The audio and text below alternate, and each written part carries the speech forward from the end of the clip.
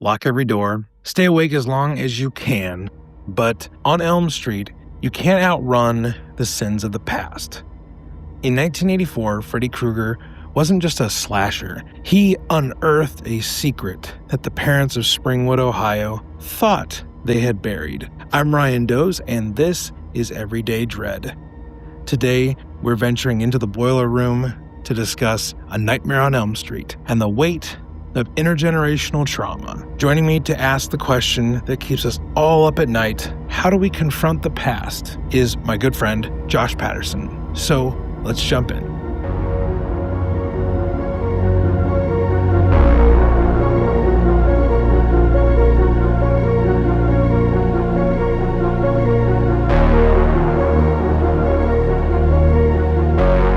It's my pleasure to welcome in my good friend, Josh Patterson, who's going to help us discuss Nightmare on Elm Street and the theme of intergenerational trauma. Josh, this should be a fun one, but maybe explain to listeners who you are and some of the things you've done that would lead into this conversation we're about to have about a fantastic movie and a very, I think, a theme that will resonate with a lot of people. Yeah, sure. So my name is Josh Patterson. I host the Rethinking Faith podcast, which I started back in 2018, which is crazy.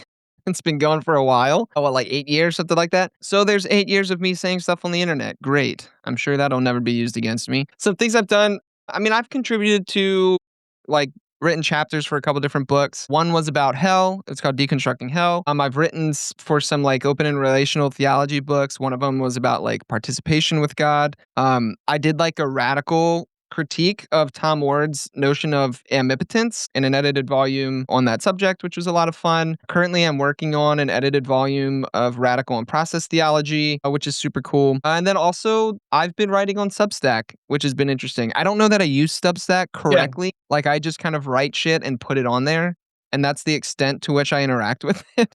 No, I like it a lot. Yeah.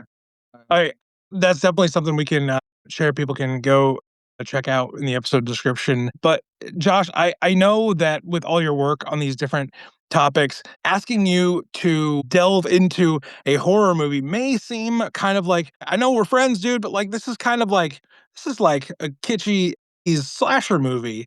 What in the world? How could people benefit from this? How could A Nightmare on Elm Street help people make sense of their own lives? And I think we've found a theme in here that is extra prevalent right now of intergenerational trauma, how the sins of the past can affect us in the everyday. And sometimes we just become the next in a line of things that have happened to different people before us. I want to just ask real quick how you were introduced to A Nightmare on Elm Street. And as I've been doing this journey, it was kind of you can't avoid Freddy Krueger. You gotta talk about him at some point. And I figured we would just do it right here at the beginning of these conversations. But how are you personally introduced to Freddy Krueger and Wes Craven's franchise of A Nightmare on Elm Street? Yeah, so a buddy of mine in high school who was obsessed with the horror genre is who introduced me to horror overall, and Freddy Krueger was his favorite villain. And so it's one of the first horror movies that I actually watched. And so I really enjoy Nightmare on Elm Street. I love how kind of groundbreaking it was at the time, right? Because it's terrifying. Most of the time, monsters and the bad guys, they can get you, in real life, but going to sleep is a safe place. Whereas what's crazy about Freddy is he gets you in your dreams. So there literally is no escaping him. And so it makes nightmares all the more, creepy. So plus Robert, I love Robert Englund. I think his portrayal of Freddy is excellent. And he's just a cool human being in general. But I've seen all 8 Nightmare on Elm Streets, which get progressively weirder. I've seen the remake where Robert Englund wasn't Freddy. Freddy versus Jason, which the ending of that movie I love. If you have not seen it, I won't spoil it, but I have not seen it yet. But the end of that movie was spoiled for me, so I do know what you're referring to, and it is I love that this is probably the only character you could do this with, and it would be actually it would make sense. Before we jump into our actual topic of the theme of intergenerational trauma in the original Nightmare on Elm Street, I do want to give a little bit of details if you're coming to this and maybe you're not overly familiar with the film or you are coming over here and you're like, Josh Patterson's going to talk about a Nightmare on Elm Street. Fantastic. You just need a refresher on the details. Here are some of them and a plot summary before we jump into the conversation proper. The movie was released on November 9th of 1984. It was directed by horror icon himself, Wes Craven, who did many different movies in the 70s. He launches A Nightmare on Elm Street, and then in the 90s, he helps revamp the horror genre with a little film called Scream. And that movie, in and of itself, is deserving of a deep dive for sure. And I'm sure we will approach Wes Craven's 90s stint in the horror genre very, very soon. This movie stars Robert Englund, who Josh already mentioned, and Heather Langenkamp as our main final girl, Nancy, who I thought was absolutely spectacular in this movie. And a very young Johnny Depp. You did hear that correctly. I know if you're a horror like long-term fan, you're like, yeah, we all know Johnny Depp is in the original Nightmare on Elm Street. But like, I didn't know that, and I'm like, I'm coming to this and I'm learning. And to see a young Johnny Depp, even before 21 Jump Street, Johnny Depp, like in this movie, was insane. And I actually thought he did a pretty good job. The plot of the original Nightmare on Elm Street is that it follows Nancy Thompson and her friends as they are being hunted by a dream stalking killer named Freddy Krueger. He is the product of the town's hidden violence that the kids find out about later on in the movie. She races to save her friend from the consequences of their parents' actions against Freddy Krueger. Nancy is forced into a battle over Freddy's primary power source, fear itself. To survive, Nancy has to navigate nightmare logic to reclaim her own psychological energy, ultimately attempting to unmake the monster by refusing to believe in him in the first place. So this movie was wild, like Josh said. It exists both in reality and in the dreamscape, which was something that added a new wrinkle to the slasher genre, because we had seen Michael Myers, we had seen Jason Voorhees, we had seen killers that were big and hulking and brooding and quiet. Freddy is none of those things, very much none of those things. And I want to hit on something you said in your experience of Nightmare on Elm Street for the first time, Josh, that Freddy gets you when you're asleep. So there's no escape. Eventually, your body shuts down, and even the most resolved people have to fall asleep. So he attacks them when they're most vulnerable, while they're asleep. Why is it that the parents' past violence only manifests when their children are at their most vulnerable? I feel like that is a very big glaring, like, oh, the parents tried to do one thing and they ended up doing the other thing. Yeah. Yeah. Well, I guess I'll fill in a little bit of the background on Freddy as well, like why the parents killed him. I just think it's important to name because Absolutely. I it made is that kind of. sound like it was just a mob of people going after one guy for no reason. I apologize. No, you're good. You're good. I think people who haven't seen the movies, they probably don't know either. But this is an interesting wrinkle in Freddy's character is that the reason the parents killed him is because he's a pedophile.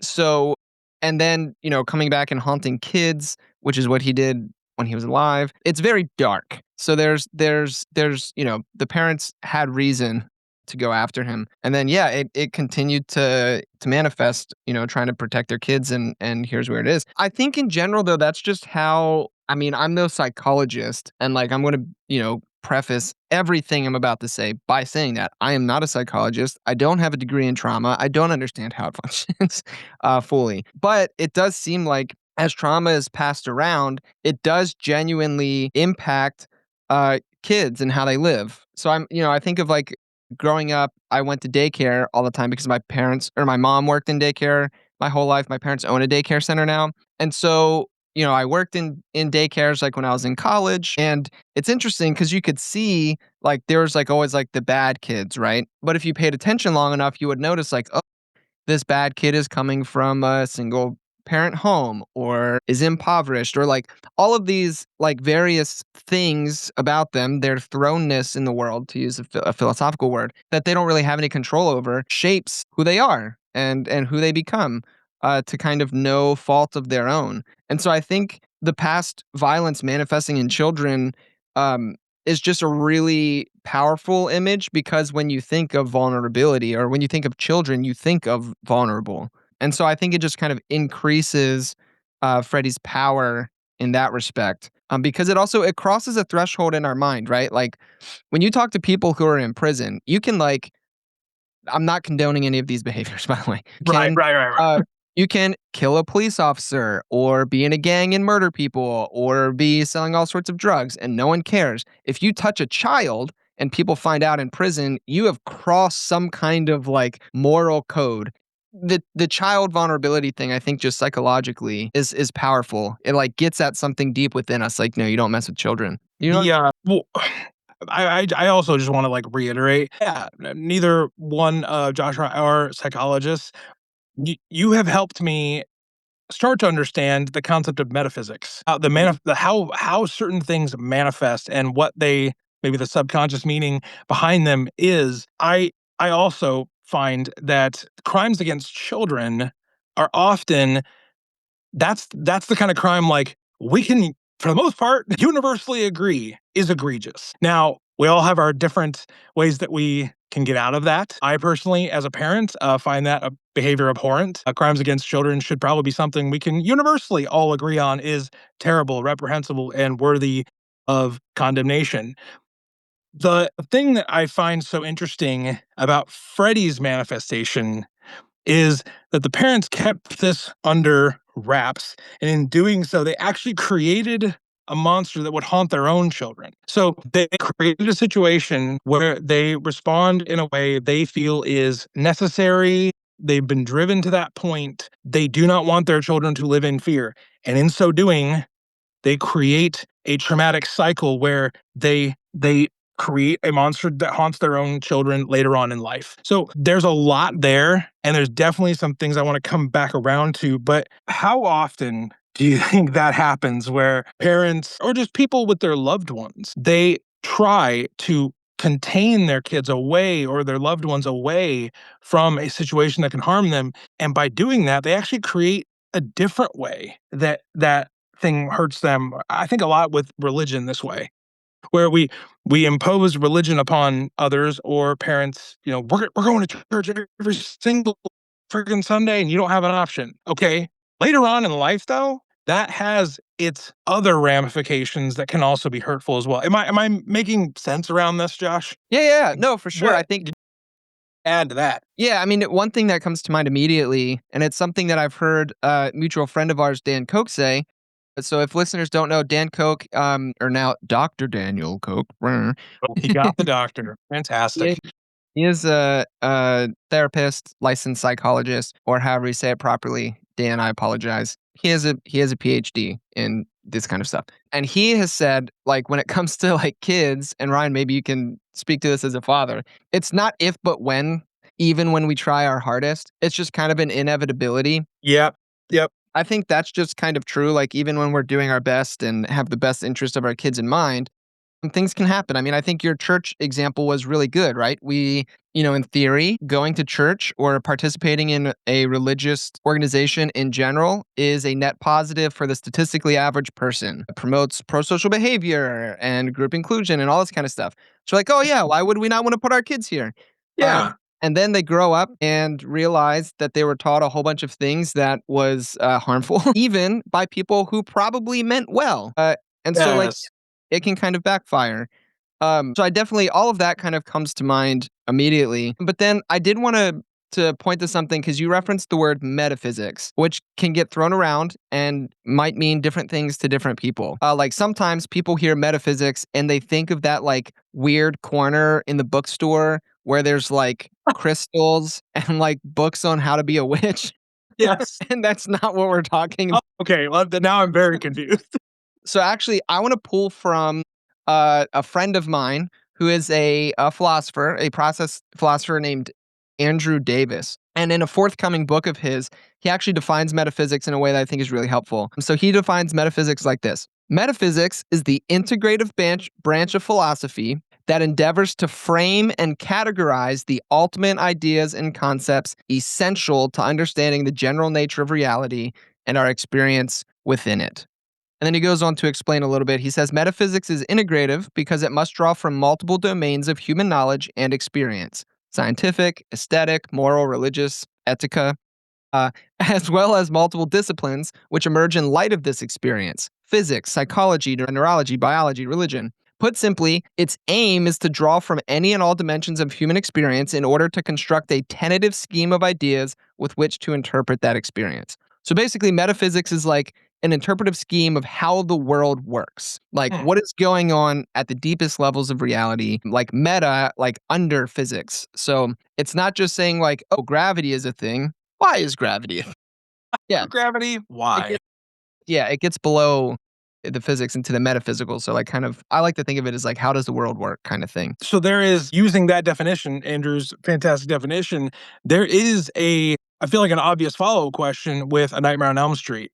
We have gone beyond the realm of the physical, and Freddy exists in the dreamscape, the dream world, but then tangentially, he also exists in reality because he is not only your worst nightmare, but he can also come on over into the other side to wreak havoc and vengeance and retribution on these children who did not directly have any part in his murder, his sufferings, being burned alive. There is like, is there a part of your mind that is stimulated by the idea that there is a metaphysical concept underneath that? Of why would he exist in the dream world, but then also be able to branch out over into the real world? Yeah, so I have a metaphysical explanation for you. Okay, here we This go. is going to be very nerdy because we're going to get into philosophy of mind. All right. So, typically, when it comes to philosophy of mind, people are asking the question, like, what is mind? What is consciousness? And you kind of have two main ways people go. You have the reductionistic materialist, which say that consciousness is just a product of matter. Like, all that exists is physical things, and consciousness is just like it exists within your brain. Does that make sense? And then you have another group of people that are dualist, which, if you grew up in church or religious and believe in something like the soul, this will probably make the most sense to you. Where matter, there's two different kinds of things in the world, not just matter, but there's matter and there is spirit, so to speak, right? Matter and consciousness, matter and mind. And so there's these two different things. And so our consciousness, like our brain, somehow connects to consciousness, but consciousness cannot be reduced to just our brain. It's something, it's its own thing. In both camps, there are significant problems called the hard problem of consciousness, like, and the mind body problem. Like, we have no idea Yeah. if consciousness is separate, how does it communicate to the brain? You know, if you're like a reductionistic materialist, you have this problem of subjective experience. Like, what is it like to be a bat? And like, science can't get at that. Like, we can't. So, like, this is a thing. You got me with what is it like to be a bat? We don't know. That's a nod to Thomas Nagel, who wrote an excellent essay titled the same thing. What is it like to be a bat? So then there's another option that when it first kind of came on the scene, it was made fun of and kind of written off. And then it's having its almost like a comeback, a heyday right now.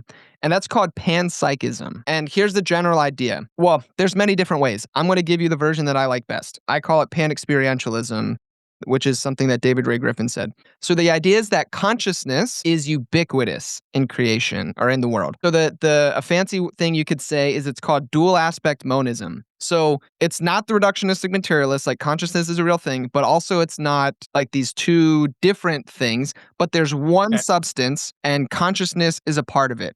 There's a Hmm. material pole and a conscious pole, dual aspect monism. And so experience then goes all the way down to the smallest building blocks or whatever the smallest thing is, quirks that make up reality. There is experience. That's not to say they're conscious. So, like, if I go outside and kick a rock, the rock isn't going to be sad because it's not conscious, but the elements that make up that rock, their experience isn't zero.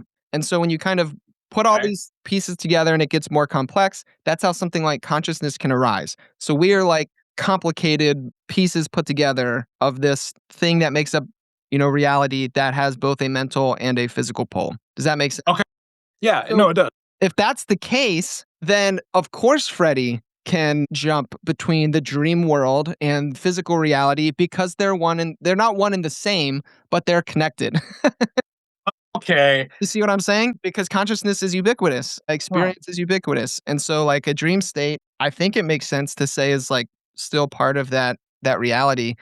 So it's easy for him to bridge because I consciousness is there and he's surfing in that world, I guess. I don't know if that makes sense. We should get a real philosopher on and see what they say. So I one thing I love about being your friend and having these conversations with you is you are infinitely better read than I am. So we'll say this in more academic or scholarly endeavors, you are infinitely better read than I am. So, but I love the watching the process of learning kind of coalesce into one thought about how does Freddy exist in both? Well, how does he not exist in both is probably a better question. I cannot wait for that academic paper. It's a good title. We should try it.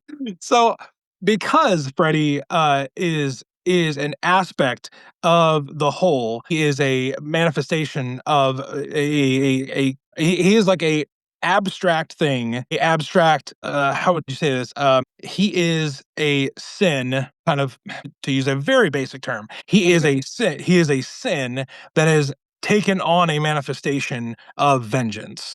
And I think that is a common that is a common trope throughout horror, throughout literature for a past aggression towards another to have a manifestation that then seeks out its own retribution. So how then, when Nancy starts to explain to her parents that she's having these dreams about a man named Freddy Krueger, and she grabs his hat out of the dream, and her friends are dying. Like Johnny Depp gets sucked into a bed. Uh, That's the practical effects on this movie are crazy. They're truly crazy. Her other friends, one of them is hung in a jail cell. The other one gets dragged up the wall. How they pulled that off is just extraordinary. And we even see another scene where Freddy is over.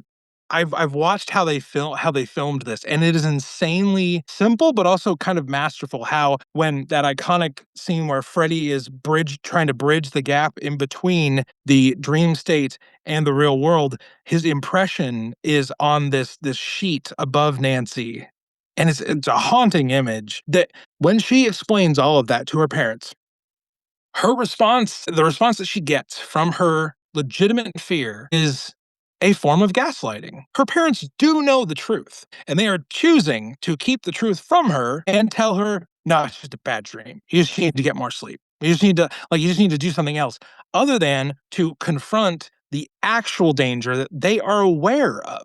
This is like it's bad parenting 101. And so with this systematic gaslighting of Nancy's experience with the trauma made manifest through Freddy. What is what is that? Why do we do that? Like, I mean, it sounds too simple to be like we're assholes, but like that form of gaslighting, I feel like is probably more prevalent than we know nowadays. But I just want to know your thoughts on that. How Nancy is treated in response to her legitimate fears. I think it's wild because it shows us that even if we are not willing to speak the truth of a situation, the ramifications of it happen regardless. So, like, even though her parents aren't saying, yeah, Freddy's real, this is what happened, she is still dealing with the outcomes, the reality of those past sins of her parents, regardless if they tell the truth or not. So, in my perspective, you might as well just tell the truth because it at least brings clarity and honesty. And I think uh, bringing truth into a situation, I actually think is one of the ways that they treat trauma. Right, is by kind of like inviting people to reimagine these things and kind of process it. And so I think truth is actually a part of what heals those sins of the past, so to speak. But it is because they haunt us. Like I've been reading, and I was sending you screenshots the other day. I'm reading so happy book titled "I Want to Die, I Hate My Life." 3 essays on tragedy and one on Beckett by Simon Critchley. I just want to give you a hug, by the way. But no, this is for an interview you're preparing for. Yes, it is. And it's really great. He's a philosopher out of the UK, an atheist philosopher, and he does a lot with like Nietzsche, existential philosophy, with the absurdist, right? So like Albert Camus said something along the lines of like the most important question of philosophy is that of suicide. Like is life worth living? And so Critchley explores that theme a lot. But what's interesting in this essay where he's exploring Ibsen, Ibsen, who I believe was a playwright. The essay's called Life Isn't Tragic, It's Ridiculous. And he talks a lot about these ghosts that we inherit from the past. And I think that's kind of what you're getting at with this episode of kind of the generational trauma, Freddy, manifesting in Nancy's dreams, killing all of her friends. And so I want to, read some quotes basically that I think Yeah. are interesting for the conversation. So one thing he says is, one inherits our ghosts, and these ghosts constitute an existential, familial, cultural, and even economic debt that we can never make up. We can never meet the repayments of the unasked for loan which the past demands of us. And so if you think about Nancy's parents' sins as an unasked for loan that Nancy has inherited, Yeah. it's a ghost that continues to haunt her. And it's the idea of thrownness in philosophy is this idea that like all of us are just kind of thrown into the world. We weren't really asked to be here, and my thrownness looks different than yours, right? Okay. And so my thrownness, being born to a lower middle class white family in like rural America, there are some things that I inherit because of that. Like that's probably why I'm a Christian. Is because of that. If I was born in the Middle East, if my thrownness was different, I'd probably be Muslim. Yeah. Right? So, Yeah. like, we all kind of have these in inheritance. And then he goes on to say that life is a series of repayments on a loan that you didn't agree to, which is So brilliant. That's the thrownness bit. And that's what Nancy is experiencing. that is Nancy's whole issue and whole problem codified into one statement. Yeah. And then he goes even further to say, so not only is life a series of repayments on a loan that you didn't agree to, but it has ever increasing interest, which will eventually cost you your life. We hear the death rattle inside life's mortgage. It's a death pledge.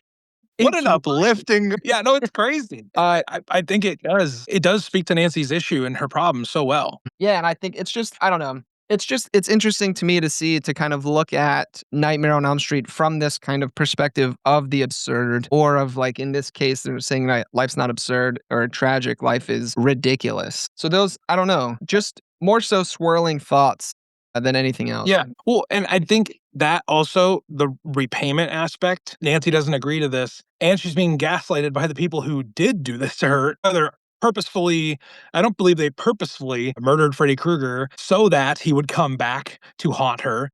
They thought they were doing an egregious thing, but in the long term, a thing that would benefit their children. They do this thing, and then because of their own shame, their own guilt, how they feel about the sin they committed against Freddy Krueger, when Nancy brings it up and shows them his freaking hat with his name in the brim. Like you either have to, well, and this gets into ethically murky waters now too. They're confronted with something they did. So now they either have to pretend it didn't happen or they have to own up to it.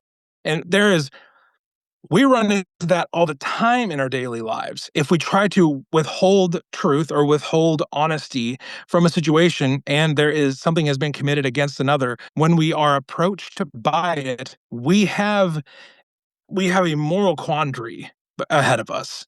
And that's like what most like criminal trials are. And it's like, are you going to tell the truth? Sure. And then they're like, we're still going to figure out if you're actually telling the truth or not. So what I find so compelling about Nancy's problem here is she is in a situation where she is up against a monster that she is trying to get assistance for. She is trying to have community in this situation. She is trying to save people by coming together. She's not trying to lone wolf this thing. And because of how her parents respond to her, they gaslight her. And I know people probably get tired of hearing that word, but that is actually what is happening in this situation. I'm not just using it in a flippant way here. Nancy is gaslit into trying to believe that what's happening to her isn't actually reality. Like, that's not reality. It's literally just a bad dream that will not affect your reality. So now she's in a scenario where she has to fight on two fronts. She is fighting Freddy, the manifestation of the sins of the past, and she is combating the person who committed that sin. And how often? And maybe we should only maybe talk about in the religious trauma aspect, because that's the form of trauma you and I probably have the most shared experience over. That is so prevalent, and it makes me sad. It makes me depressed, and I can't help but think how many times a kid or a person or a family member or a loved one came to another person and was like, I have been hurt in this scenario. I have been hurt by these people, by this institution, by this organization, and I need your assistance. And they're like, that actually didn't happen. You're overthinking it. You're being too sensitive about it. The pastor's right and you're wrong. Or no, so and so wouldn't do that. They're a good person. That is the thing in a Nightmare on Elm Street that hits me to my core. The fact that Nancy is put in this unwinnable situation by people that could help. And that sucks. Yeah. Yeah. No, I feel you on that very much so. I mean, even like you said, just going back to my own kind of experience and kind of that's exactly what happened to me. The first church that I ever worked in was insanely abusive. And when I would call it out or question it, I would be told that like, oh no, like you're overthinking it. That didn't happen. Like literally, I had to submit a performance review for myself and also for my coworker and my direct report. And, we all did this and then they'd be like, oh, like here's what we can improve. When I did that, I wrote in my performance review of my boss that I didn't appreciate his abrasive and aggressive disciplinary tactics. So this dude, after reading it, comes into my office. I'm sitting in a chair like I am now, stands over me and says, Josh, do you really think I'm aggressive and abrasive? And made me change that off of my performance evaluation. I had to take that out. And this is a perfect object lesson as to why. Yeah. Say I quit working at that church. Yeah. But yeah, it's interesting, and I think I want to try to tie something in that kind of makes sense because oftentimes when these things happen, then we all, obviously we all respond, and some people lose faith or walk away from the church or stop believing in God or whatever. And there is this bit in Nightmare on Elm Street where Nancy says something like, "Oh my God," and Freddy holds up his glove. And he's like, is God. Yeah, with the knives on it. It's a great scene. And I think it's kind of a nod to the whole death of God motif. And I think Critchley talks about that too in the same essay. And he says that after the death of God, concepts of sin, guilt, and conscience do not disappear in a cloud of aesthetic self-creation and liberation, which in any case would be illusory and finally ideological. On the contrary, the experience of guilt and conscious as the essential lack that I am simply digs deeper into the heart of human existence. So even within that concept, if Freddy is now God, the death of God has happened, I think it's exactly right. The sins don't go away. It's not automatically liberatory. We are still thrown into the world, and no matter how often we try to throw off our past, it continues to haunt us constantly. And so the sins of those who came before us, they continue to haunt us regardless if there's God or not, right? We might not have this guy in the sky anymore who's going to punish us for being bad kids or something like that. The sin and the guilt remains. It doesn't necessitate some kind of religion or being to have these things. And I think Freddy demonstrates that, God or not. And I want to just kind of begin to land this particular plane and come out of this dream state. Nancy's victory over Freddy. How can it in some small way maybe help us confront our own sins of the past?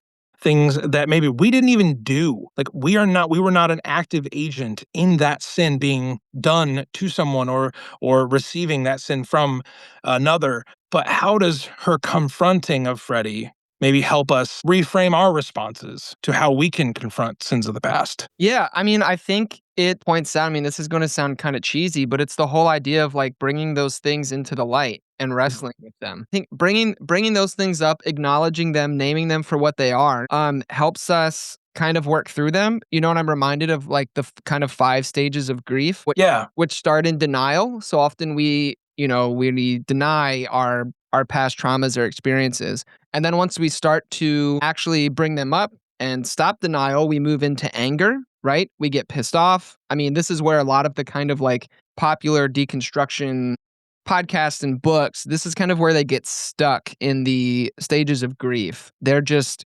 angry. And rightfully so. I don't want to take that away from anybody. I had my cage stage, deconstruction, anger stage. Just did as well. It's fun for a minute. And then you're like, oh, is this all of it? Right. Yeah. And then it moves into bargaining, and from bargaining into depression, and from depression into acceptance. And so I think it's not a one-time thing, but I think that's ultimately what has to happen. We have to be honest. We have to be willing to wrestle with the past, not just things done unto us, but that we have done unto others. Yeah. confront them, seek reconciliation, all of this kind of stuff, I think is really the only way to address it. Like that's literally what Nancy does, right? Right. She has to address the sins of the past. She has to wrestle with them. She has to overcome it. And then, I mean, I'm jumping the gun a bit, but like, as you know, there's many other Freddy movies, and so he keeps coming back. Right.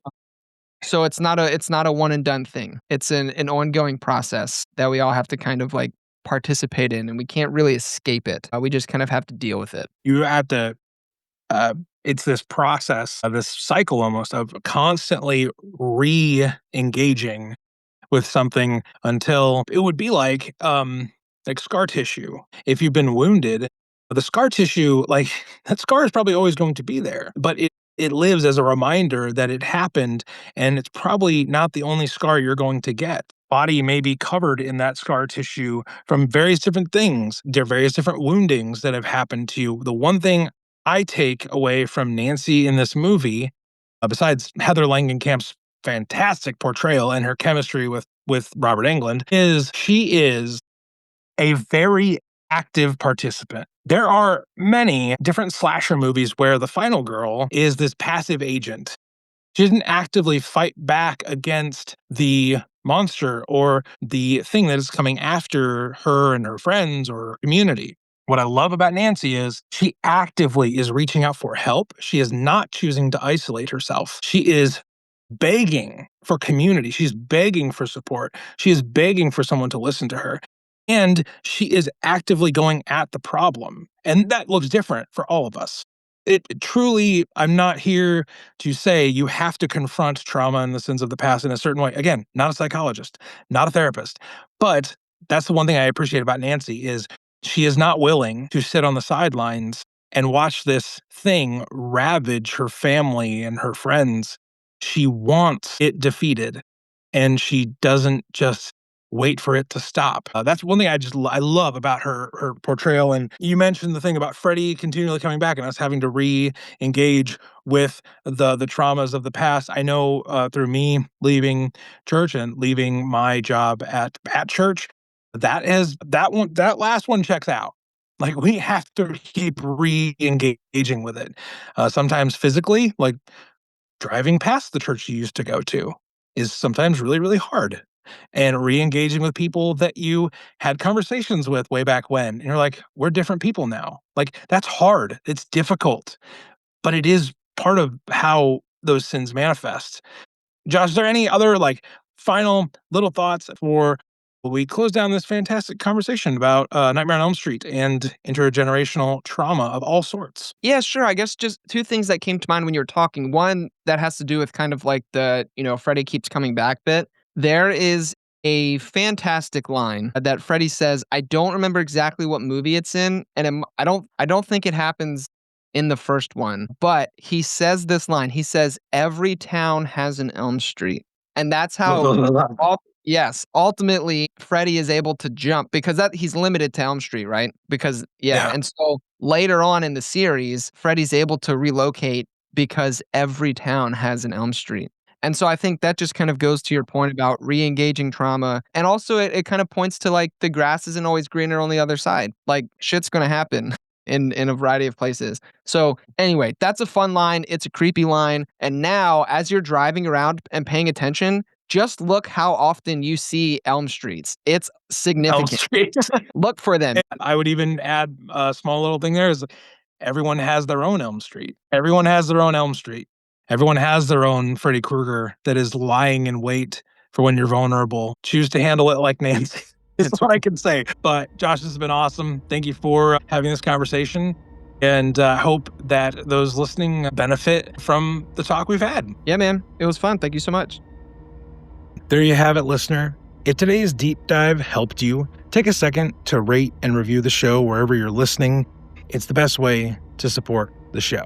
And if you know someone who is currently wrestling with their own everyday dread, share this episode with them. The best way to face the world is together. I'm Ryan Doze. Thank you for listening to Everyday Dread. And remember, the horrors persist, but so can we.